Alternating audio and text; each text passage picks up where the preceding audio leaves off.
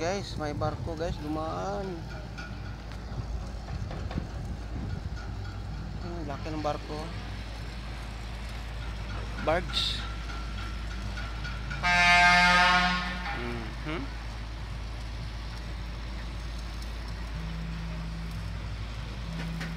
Barge yan. Ito yung mga kinakargahan ng mga langis. So ito naman yung kulay pula, yung ginagawa pa lang. Kargahan ng mga buhangin. Mga buhangin na hinahakot dyan sa may Manila Bay. Tinatambak. Guys, ang lalim pa siya rito eh.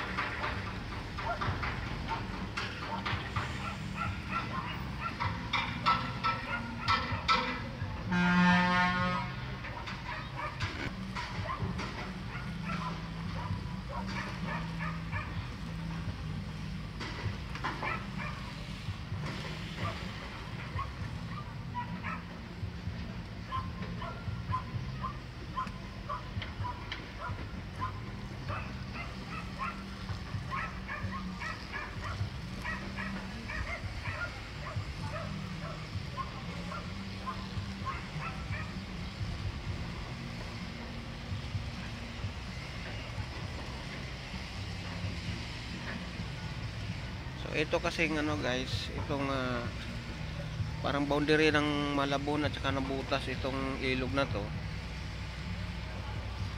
So kung dito tayo papuntang kanan, ayan yung barko papunta doon, palabas ng C4 yan. Actually hindi makakalabas yung barko dyan, mga barge, kasi mayroong parang mayroong tinatawag nilang ano,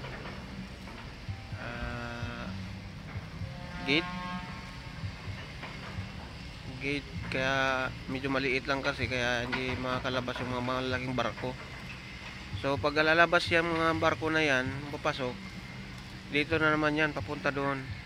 Yan o, dito sa may bandang kaliwa mayroong nagsanga kasi yan, yung papunta doon, yung diretso dito papuntang ano yan, Tansa, Nabutas. Tapos mayroon kasi dito pa, yung dito likod ng ano, ng barko nitong pula, yung ginagawa, yung may gumagawa. Yan yung palabas ng Manila Bay. Mayroon ding gate din dyan, yung nakaraan lang na ano, ginagawa. So malaki kasi ang gate dyan, kaya lahat ng mga barko dyan dumadaan palabas ng Manila Bay. So itong kuan kasi, itong ilog na to, napakalalim to, kasi pag sumasayad kasing barko, halimbawa mababaw yung tubig, hinuhukay ng mga kuan, backhoe. Kaya kadaan yung mga malalaking barko dito. Ayan.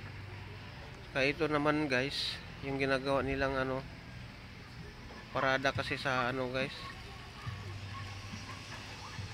sa December 8, diba yun? Yan gagamitin. Pista kasi dyan sa may Malabon, may Concepcion. So yan, minamadali nila kasi mag December na. Actually may pa lang, may days pa, kaya pa yan, matatapos nila. Malapit na lang namin na yan, mag-design na lang yan sila dyan. Yan, may misa kasi dyan, ang parada dyan. Hihilahin yan papuntang C4, tapos papunta doon sa may Manila Bay, palabas.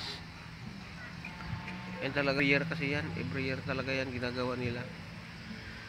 Parang kuha na nila yan, patisan kasi yan dyan guys. Yan yung may-ari dyan.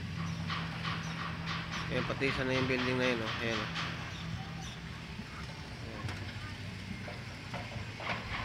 So